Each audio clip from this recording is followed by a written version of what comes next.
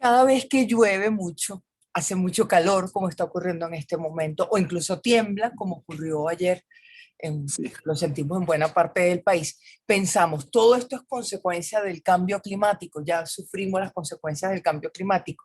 La respuesta la puede tener un experto como el profesor Juan Carlos Sánchez, no solamente investigador de la materia, sino coautor de la primera comunicación nacional de Venezuela sobre cambio climático. Igualmente formó parte del panel intergubernamental de cambio climático de Naciones Unidas. Profe, gracias por atendernos. No, agradecido estoy yo por esta oportunidad de estar con tus oyentes que son numerosos, ¿no? Y sobre todo para hablar de este tema que es tan importante, ¿no? Mira, con respecto a lo que me estás preguntando, eh, la verdad es que un solo evento no da, es imposible con un solo evento decir si es cambio climático o no, por Claro. la definición misma del cambio climático, que es un promedio del clima que se toma en un espacio de tiempo muy amplio, 30 años por lo menos. Entonces, quienes investigamos este tema, lo que hacemos es mirar cuántos de estos eventos se producen en esa escala de tiempo a lo largo de los últimos 30 años y si se está incrementando la cantidad de eventos o la intensidad de esos eventos, entonces ahí sí podemos hablar de un cambio climático. Pero con un solo evento, por muy fuerte que sea, no podemos vincularlo a un cambio climático.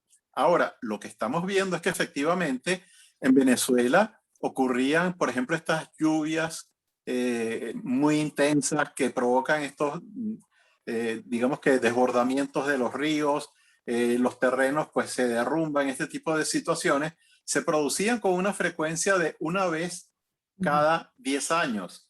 Y esa frecuencia está aumentando. En este momento lo que estamos observando es que esa frecuencia ha comenzado a aumentar. Y por eso es que popularmente, o digamos que sí, popularmente se dice que el cambio climático se está acelerando, Claro. pero no es que se está acelerando, es que los modelos con que tratábamos de prever esto en el pasado todavía eran imperfectos y lo que nos está ocurriendo en este momento es que la realidad es todavía va más rápido que lo que podíamos prever en los eventos, ¿no? Perdón, en los modelos.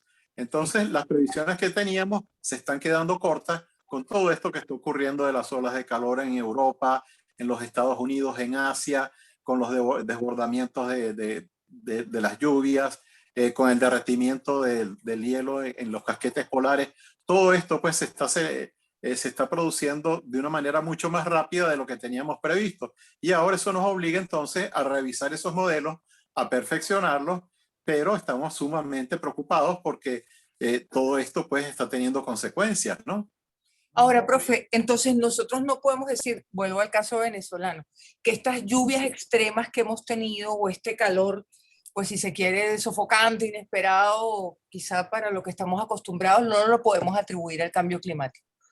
Uno solo no, pero si uno piensa en términos de los que ocurrieron en el pasado y si nos venimos, por ejemplo, desde Vargas, del evento de Vargas hacia acá, uno Sí. recuerda el del río Limón, uno recuerda las inundaciones en el estado Mérida, uno recuerda la inundación terrible de Guadualito, las que ocurrieron, por ejemplo, en el Sí. estado Bolívar por el desbordamiento del río Orinoco, en el estado Apure, y si uno las suma todas, entonces uno dice, mire, esto sí es cambio climático porque hay, digamos, un número, una frecuencia mayor de este tipo de eventos. Entonces, podemos decir que el cambio climático ya lo estamos sintiendo en Venezuela, profe. Sin ninguna duda. Y se está sintiendo no solamente en Venezuela, en numerosos lugares del planeta. En el caso venezolano, o si quiere vemos Venezuela también en el contexto de la región, ¿qué impacto tiene? ¿Qué consecuencias tiene ese cambio climático que ya estamos sufriendo? ¿Tenemos más Bueno, lluvia, más sequía, eventos extremos? sí, en el caso particular de los países que están en el trópico, en el caso de Venezuela, por ejemplo, lo que se espera es que estas lluvias intensas que antes ocurrían una vez cada 10 años, van a ocurrir 3 veces cada 10 años. Es decir, que se va a multiplicar por 3 la frecuencia, ¿no? La sequía se va a extender, probablemente los cálculos preliminares es que se va a extender por lo menos un mes. O sea que el periodo seco, ya tenemos un periodo de lluvia y un periodo de sequía. El periodo de seco se va a prolongar todavía un mes más y eso, bueno, tiene sus consecuencias A la en términos agricultura. de la penuria de agua, de, bueno, que el embalse del Guri no se llena lo suficiente, y esto pues ocasiona una gran cantidad de eventos o de efectos secundarios que son muy importantes para la economía del país y sobre todo que afecta a los más pobres, ¿no? Profesor, un mes más de verano, nuestro periodo seco, ¿a partir de cuándo lo empezaríamos a ver? ¿Ya lo estamos observando o todavía es un fenómeno incipiente? No, todavía no, todavía no. Es decir, en el caso nuestro, bueno, las manifestaciones primarias están ocurriendo por el lado de la intensidad de las lluvias, ¿no? Pero lo que esperamos es que ocurra ahora en el periodo seco, esta prolongación de la sequía, y también es posible que tengamos olas de calor, ¿no? Que eso sí sería terrible porque nuestro país ya es bastante caluroso, ¿no? Y es posible que ocurra también problemas, yo no diría de inundaciones en toda la zona de la costa debido, digamos, a la elevación del nivel del mar, porque eso no lo vamos digamos, a experimentar todavía, pero sí las tormentas tropicales van a traer oleajes más fuertes y va a haber, digamos, que un avance del agua hacia las playas, y puede haber erosión de costas y este tipo de cosas que lo hemos observado en el pasado, ¿no? Afortunadamente nosotros estamos fuera del cinturón o del corredor de los huracanes y no nos pega directamente, sino que nos pega lo que llamamos el coletazo, ¿no? Que es, digamos, la parte más externa de la dimensión del huracán, ¿no? Ahí tenemos mucha suerte, pero cuando eso sucede, pues tenemos tormentas y tenemos lluvias muy copiosas, etcétera, ¿no? Ahora, son fenómenos, como usted lo decía, profe, que ya tenemos el cambio climático aquí, pero las consecuencias van a irse agravando paulatinamente. Van a irse agravando paulatinamente, efectivamente, y lo que es muy lamentable es que desde el mundo de la ciencia lo estamos diciendo desde hace 30 años, porque yo tengo más de 30 años trabajando en este tema y desde la década de los 80, bueno, hemos hecho declaraciones por todos los medios, etcétera, y bueno, nada, los gobiernos no han querido escucharlo, no solamente en Venezuela. Muchos gobiernos no han querido escucharlo. Bueno, y tuvimos el caso de los Estados Unidos con un presidente que se negó digamos, a aceptar que esto existía, ¿no? Sí. Y bueno, hay otros gobiernos como el de China, que tiene 25 años diciendo que van a tomar medidas, que van a invertir no sé cuántos millones de dólares, etcétera, pero sus emisiones siguen creciendo año tras año y nunca se han detenido. Es decir, el cambio climático digamos, o la causa del cambio climático, que son las emisiones de gases, nunca se ha detenido a lo largo de las últimas 3 décadas, ¿no? Y bueno, China es el campeón porque ellos solo representan el 30% de todas las emisiones. Entonces, van a las cumbres estas de las COP de Naciones Unidas a darse golpes de pecho, a decir qué van a hacer y qué van a invertir, y no hacen absolutamente nada, o lo que hacen no es suficiente, ¿no? Es para aparentar que están haciendo, pero no están haciendo lo suficiente, ¿no?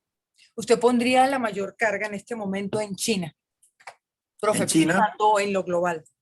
y claro, porque los mayores emisores son China, la India, los Estados Unidos y la Comunidad Europea. Esos son, digamos, el conjunto de los países que están ocasionando el problema. Si estos países se pusieran de acuerdo, prácticamente la solución vendría, porque el resto de los países emitimos muy poco. Y mira, nosotros, Venezuela, el último inventario que se hizo, que fue en el año 2010, nosotros emitíamos el 0,7% del total mundial. Y después con la debacle que hemos tenido de la actividad petrolera, de la actividad industrial, etcétera, de las plantas termoeléctricas que se pararon, pues en este momento, mira, no debemos estar emitiendo más del 0,3% del total mundial. Eso nosotros no emitimos nada. Es decir, nosotros no estamos ocasionando el problema, pero sí estamos recibiendo los impactos, ¿no? Y ese es, digamos, el tema de injusticia del problema climático, ¿no? El informe más reciente del panel intergubernamental que alerta sobre un aumento de más de temperatura descomunal, ¿qué, a qué acciones debería llevar? Bueno, qué bueno que me haces esa pregunta, porque eh, el mundo de las ciencias a veces les cuesta decir las cosas en un lenguaje que lo entienda todo el mundo, ¿no? Entonces, todo es puro número y cifras y una no sé, un lenguaje que no lo entiende, que no le llega a la gente. Entonces, Claro. cuando hablo de un promedio de 2 grados centígrados, ¿qué es esto? ¿No? Eso no importa, eso no es nada. Esto no es nada, ¿no? Pero ciertamente, bueno, una de las cosas que se lee entre líneas de ese documento es que ellos dicen, bueno, hay una posibilidad remota de que se pueda estabilizar el clima dentro de 30 años si reducimos las emisiones a un ritmo de, qué sé yo, 5 o 7% anual.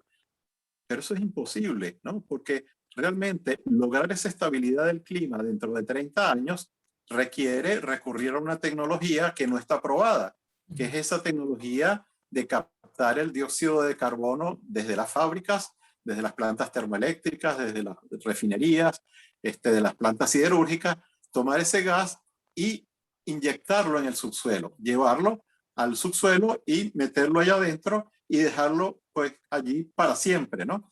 Y yo me interesé mucho en esa tecnología porque yo dije, bueno, Venezuela tiene una cantidad de pozos petroleros abandonados que pudieran servir para colocar el dióxido de carbono al subsuelo. Pero resulta que el costo de esa tecnología es demasiado elevado y todavía no está demostrado que ese gas no se va a poder escapar de allí, es decir, que no va a migrar lentamente otra vez hacia la superficie del suelo y se va a volver a ir a la atmósfera, ¿no? Entonces, el hecho de que el IPCC diga, bueno, sí, se va a resolver, hay una posibilidad de que se resuelva el problema si utilizamos esta tecnología, pero lo que no nos dice es que la tecnología está muy lejos de estar puesta a punto y a lo mejor no lo va a estar nunca, ¿no? Claro. Entonces, claro, uno saca su conclusión rápidamente y dice, bueno, ese no es el escenario. El escenario son los otros escenarios menos favorables que también menciona el informe, que son escenarios en el cual en la segunda mitad del presente siglo vamos a tener todos estos impactos que yo mencioné, de elevación de la temperatura, de olas de calor, derretimiento de los hielos polares, etcétera, ¿no? ¿Qué va a implicar esto? Lamentablemente va a ser así. ¿Qué va a implicar esto para Venezuela, profe? Pensando en ese escenario del aumento de temperatura, lo que decíamos, bueno, hay 2 grados, eso no es nada, 1 grado, eso no es nada. ¿Qué significa para Venezuela? Bueno, mira, para ponerlo, voy a tratar de explicarlo de la manera más sencilla posible. Las olas de calor, que yo las he visto, pues aquí desde donde estoy hablando de Europa, bueno, aquí cuando ocurren esas olas de calor, tiene que meterse todo el mundo bajo aire acondicionado, porque es que 40 grados usted lo soporta máximo media hora. Claro. Porque el mecanismo que uno tiene para tratar, digamos, el cuerpo se protege de una manera natural sudando, ¿no? Usted suda y entonces el sudor sobre la piel cuando se evapora refresca un poquito, ¿no? Y usted más o menos aguanta el torrente de sol, ¿no? De calor, ¿no? Sí. Pero si usted está en un entorno en el cual la humedad es muy alta, y estoy pensando en Maracaibo o en Ciudad Bolívar con el río Orinoco ahí adentro, el mecanismo de la sudoración no funciona. Deja de funcionar, ¿por qué? Porque el aire ya está cargado de humedad y no puede desalojar más humedad. Entonces no se evapora el sudor y usted se ahoga del calor, que es cuando uno dice, oye, estoy ahogado porque no solamente está haciendo calor, sino que hay una humedad enorme, ¿no? Y ese es el caso de nuestro país en numerosas regiones, ¿no? Entonces, por supuesto, uno trata de correr a buscar un aire acondicionado. ¿Cuántas personas, cuántos hogares venezolanos tienen aire acondicionado? ¿No?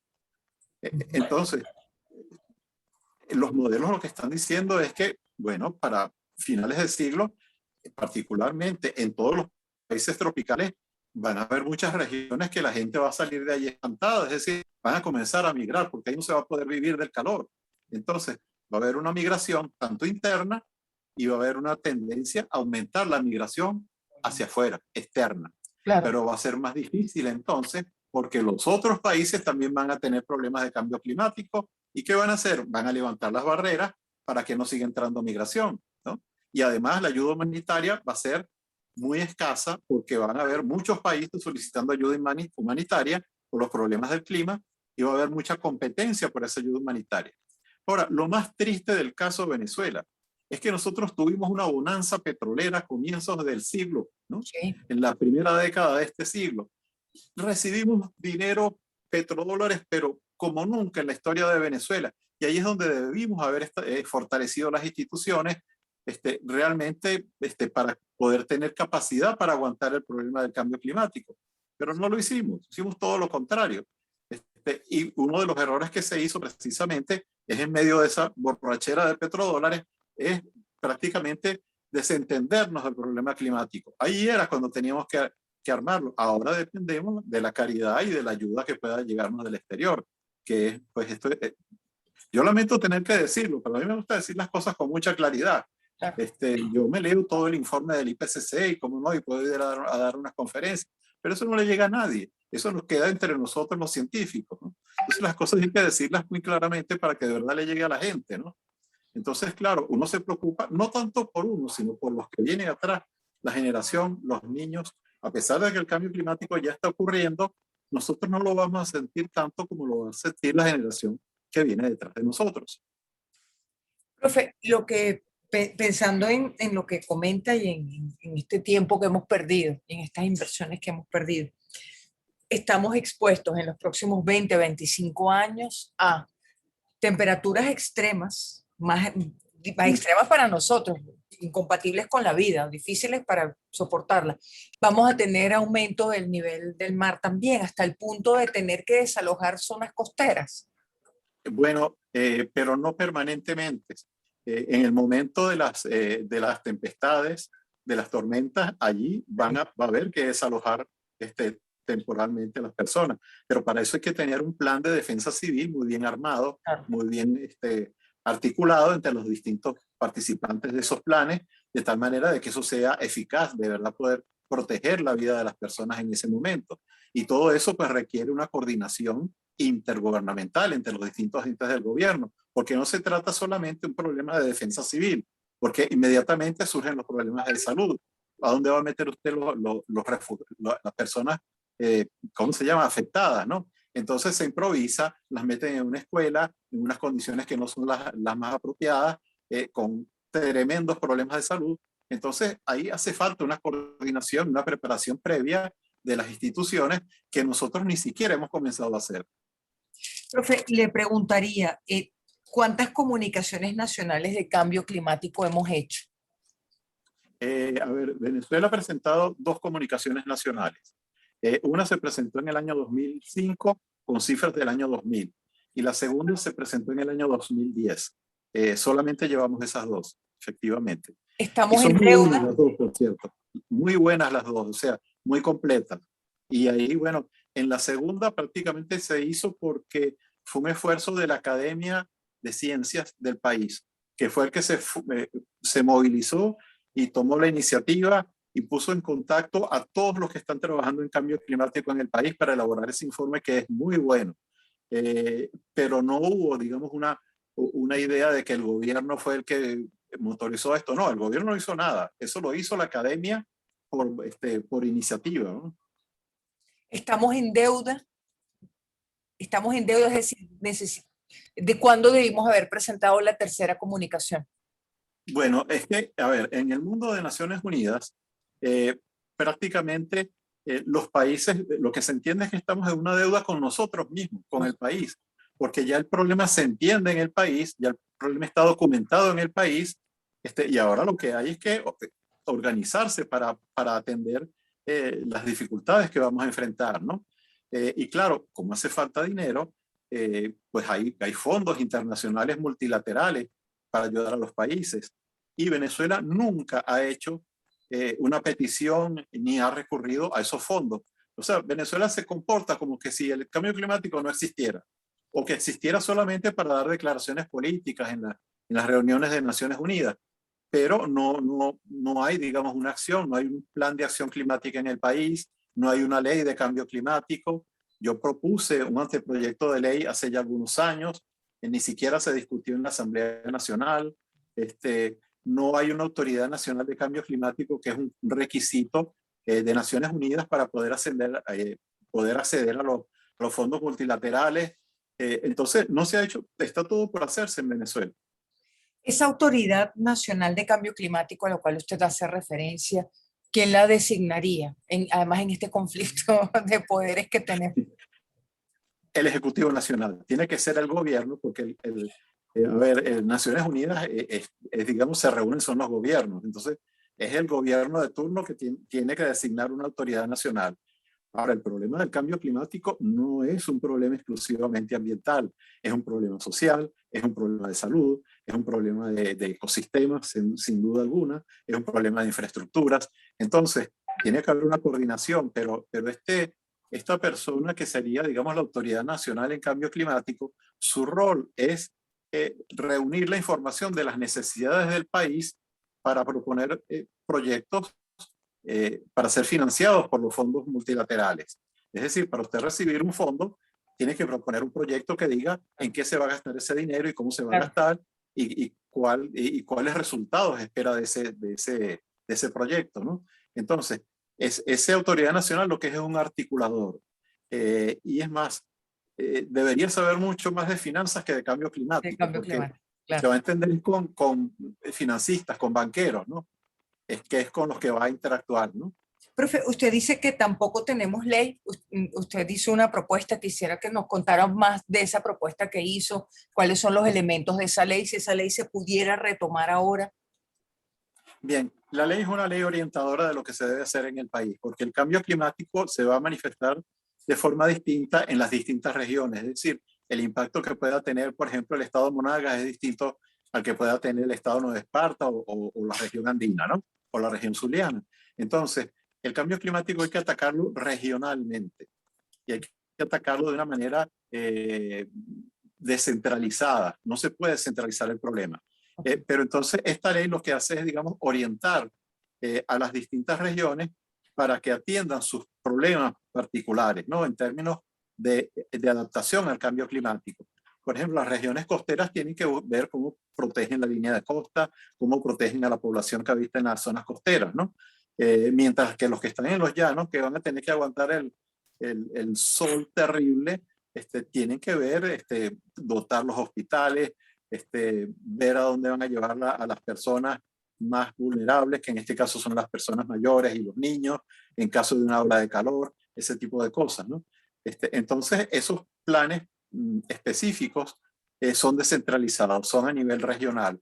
Pero esta ley entonces lo que da son esas orientaciones generales de cómo hacer mitigación y adaptación en el país. Es decir, sin duda que la actividad principal tiene que ir a la adaptación, que es el que protege a las personas. Pero también hay que ver qué hacemos en el caso de que tratemos de recuperar nuestra economía. Esa recuperación va a venir por una recuperación, según los planes que yo he leído, de la actividad petrolera y de la actividad industrial. Entonces, ¿cómo hacemos para que esa actividad petrolera y esa actividad industrial no incremente excesivamente las emisiones del país? Porque necesariamente van a tener que aumentar. Claro. Sencillamente porque no hay otra forma de hacerlo. En nuestro país la única forma de recuperar la economía es, en primer término, resucitando la actividad petrolera, pero también la actividad industrial. Hay que recuperar la generación eléctrica, la seguridad energética del país. Entonces habrá que reactivar algunas de las plantas termoeléctricas que están paradas porque no hay combustible. Las refinerías están paradas, ¿no? Entonces hay que pensar también en otras actividades que no emiten gases de invernadero o que emitan muy poco, como es la actividad del turismo, la energía que viene de las fuentes renovables, eólica y solar, que tenemos bastante, pero muchísimas reservas de posibilidades de generar de esa forma. Y también, por supuesto, todo lo que tiene que ver con nuestra biodiversidad, cómo aprovechar nuestra biodiversidad, lo cual no va a ser rápido porque tenemos que pasar por una curva de crecimiento. Es decir, en el país hay muchos ingenieros de petróleo y mucha gente que sabe de petróleo, ¿no? Que sabe cómo funciona un yacimiento y cómo poder poner a producir las refinerías y todo esto, ¿no? Pero no tenemos gente suficiente que sepa cómo aprovechar la biodiversidad como negocio, quiero decir, ¿no? Sí, sí. Entonces, esto hay que desarrollarlo, ¿no? Hay muy buena gente que conoce del tema en las universidades, todavía quedan algunos, pues las universidades también están con problemas, ¿no? Pero tenemos un potencial enorme allí también, ¿no?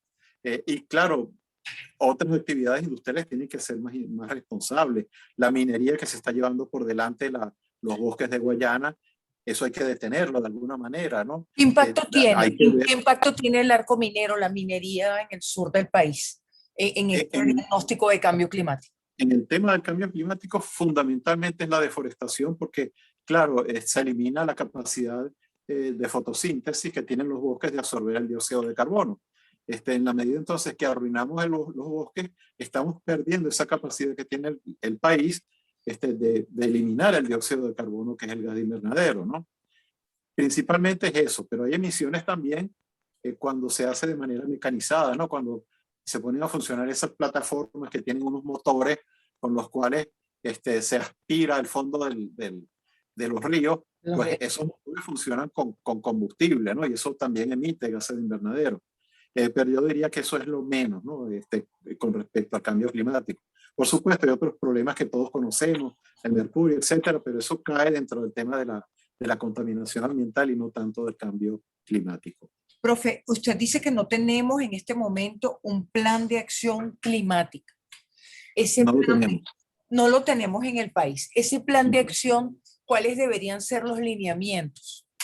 Bueno, ese plan le da directrices específicas a los distintos ministerios. Al Ministerio de Infraestructuras hay que fortalecer la infraestructura vial, la que esté, digamos, más expuesta, más vulnerable al desbordamiento de los ríos, los puentes, ese tipo de cosas, hay que fortalecerlos para que no se caigan, pues son muy antiguos y no han recibido mantenimiento. El sector salud le da directrices específicas para atender las enfermedades infecciosas, que no son solamente las que producen los vectores, es decir, el zancudo, el chipo, etcétera, no. Es también cuando se desborda el Guaire, la exposición de las personas a las aguas contaminadas, eso también pues, claro, conduce a enfermedades, ese tipo de cosas, ¿no? Le da directrices también al sector de la agricultura que se puede ver impactado, ¿no? De dónde va a salir la comida si se anegan las siembras, los campos, ¿no? Entonces, sí, este tipo de directrices muy específicas y muy técnicas están incluidas dentro de ese plan. Pero no lo tenemos. No lo tenemos. Y esta ley precisamente, esta fue elaborada precisamente para dar una orientación de cómo debe ser ese plan de acción climática, ¿no? En este momento, si pensara en que realmente el tema fuese de interés, que piense en 5 medidas que usted tomaría en lo inmediato. Bueno, tendrían que ser las medidas para el país, que protejan al mayor número de personas. Y yo diría, bueno, por ejemplo, para que funcionen los hospitales correctamente y funcione todo lo que es el apoyo a las comunidades, tiene que haber electricidad. Sin electricidad las cosas funcionan muy mal. Entonces, claro, lo primero es recuperar la seguridad energética, que funcione el fluido eléctrico en todo el país como funcionaba antes, porque hay que recordarlo que de verdad teníamos un sistema eléctrico muy robusto y lo echaron abajo, ¿no? Disculpa que yo utilice este tipo de expresiones, pero es que de verdad lo descuidaron, no hicieron mantenimiento y bueno, ahí lo tenemos, ¿no? En una situación lamentable. Hay que tratar de recuperarlo y en la medida de lo posible la capacidad, digamos, no solamente de generación hidroeléctrica, sino también la red, es decir, el sistema de distribución hay que recuperarlo por completo, ¿no? Una vez recuperado esto, hay que ponerle el hombro a los hospitales, al sistema de salud pública, ¿no? Sin duda alguna, porque va a haber que, digamos, que atender a muchas personas afectadas. La alimentación de la gente, hay que buscar seguridad alimenticia también. Yo creo que eso es fundamental, ¿no? Que haya seguridad alimenticia. Y luego tiene que haber mucha información hacia el público. Tiene que haber realmente conciencia en la gente de que esto es un problema serio y si bien no se le puede pedir mucho por el nivel de pobreza en que nos encontramos en este momento, en un escenario de recuperación de la economía del país, tiene que haber responsabilidad en el uso del agua y en el uso de la electricidad. De verdad tenemos que ser muy conscientes en cuanto al uso de esos recursos que son escasos, que cuestan dinero y no debemos despilfarrarlo, ¿no? Yo creo que esas serían las medidas. Profe, si le parece, cerremos la conversación con esto. Hay un ministerio de ecosocialismo, está ocupándose de esto, por lo que usted dice pareciera que no. No se está haciendo nada. A mí no es que me parece, yo estoy seguro que no. Estoy absolutamente seguro de que no se está ocupando de esto. Creo que sí hay un viceministro que le dijeron, bueno, usted dentro de sus responsabilidades va a tener el cambio climático. El cambio climático no es de una sola persona. El cambio climático hay que atacarlo eh, con la participación de distintos sectores, ¿no? Entonces, bueno, eso todavía parece que no se ha entendido. Y te confieso que yo todavía no he entendido qué es el ecosocialismo. Tampoco. Y la Entonces, minería no puedo ecológica menos. opinar porque no sé qué es. Profe, necesitamos un acuerdo político para tratar por encima de las diferencias, de las negociaciones, todo lo que está ocurriendo, abordar este tema como sociedad. Bueno, mira, cuando tú me hablas de que se necesita un acuerdo político, se necesita un acuerdo político primario para tratar de salvar al país en primera instancia, ¿no? Eh, Sin duda alguna, por las condiciones en que estamos. Pero si en 20, 25 años o 30 años no se han ocupado del tema del cambio climático, que han demostrado que no les interesa, yo no creo de verdad que haya sinceridad. Si ahora me dicen, ahora sí me voy a ocupar, ¿no? Yo lo pondría en duda, ¿no? Y me cuesta muchísimo realmente darle algún tipo, digamos, de posibilidad a esto, ¿no? Yo creo que tiene que venir una nueva administración que de verdad entienda del problema. Eso es lo que yo pienso. Profe, muchísimas gracias. Gracias por estos minutos. Encantado. Muy encantado de verdad de estar en tu programa. Estoy totalmente a la orden. Muchas gracias, profe. Un verdadero placer. Hasta luego.